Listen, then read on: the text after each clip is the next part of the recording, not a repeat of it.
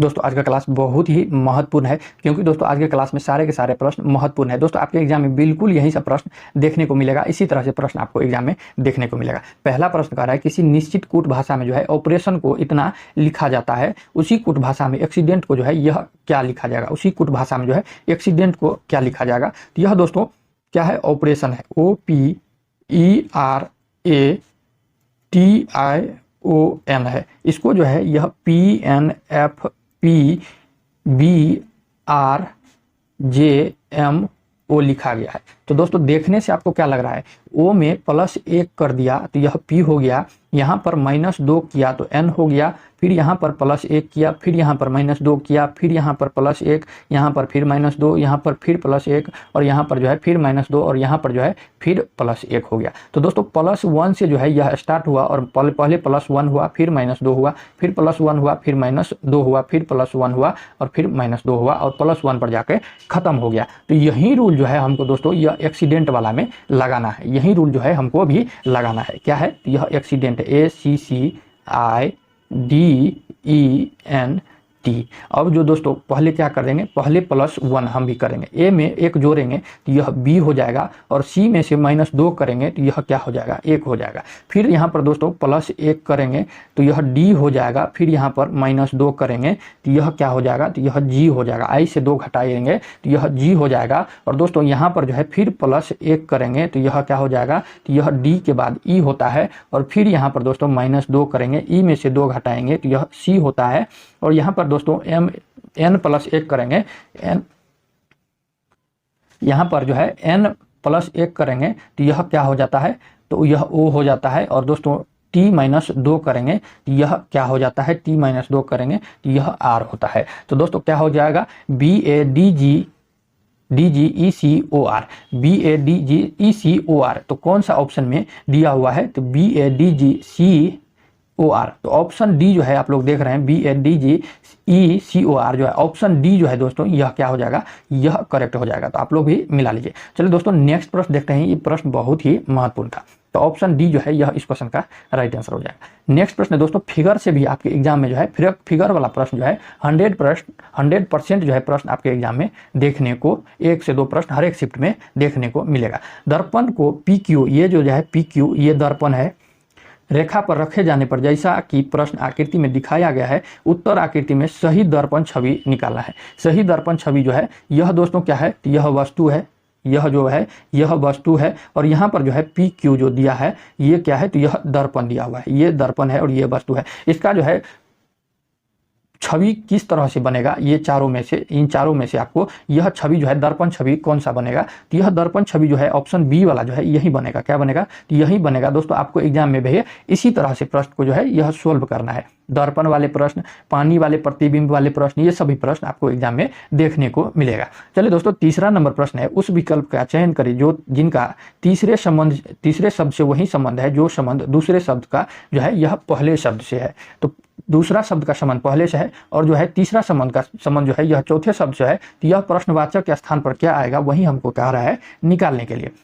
तो दोस्तों A और B से क्या हुआ है, तो यह C हुआ है। A का मान होता है 1 और B का मान होता है कितना, तो यह 2 होता है। दोनों को अगर जोड़ देते हैं तो यह 3 होता है और 3 के स्थान पर क्या आता है, तो यह C आता है। क्या आता है, तो यह C आता है। उसी प्रकार है दोस्तों H का मान कितना होता है, तो यह जो है यह 8 होता है। कितना होता है, तो यह 8 होता है। और J का मान जो है यह 10 होता है। कितना होता है, तो यह 10 होता है। अगर दोनों को जोड़ देंगे तो यह 18 हो जाएगा। दोनों को प्लस कर देंगे 10 और 8 को, तो यह 18 हो जाता है। तो 18वें का स्थान पर क्या आ जाता है, तो यह ABCD में दोस्तों यह R हो जाता है। दोस्तों अगर आपको यह नहीं याद है कौन से क्रमांक पर कौन सा आता है ABCD में, तो आप लोग जो है एक बार लिख करके जरूर याद कर लेंगे। रीजनिंग का प्रश्न बनाने में आपको बहुत हेल्प करता है। तो R जो है यह 18वें नंबर पर आता है, जो दोस्तों आपके ऑप्शन ए में दिया हुआ है। तो ऑप्शन ए जो है यह इस क्वेश्चन का राइट आंसर हो जाएंगे। ऑप्शन ए जो है यह इस क्वेश्चन का राइट आंसर हो जाएंगे। दोस्तों एग्जाम में बिल्कुल इसी तरह से प्रश्न आपके एग्जाम में पूछे जाएंगे।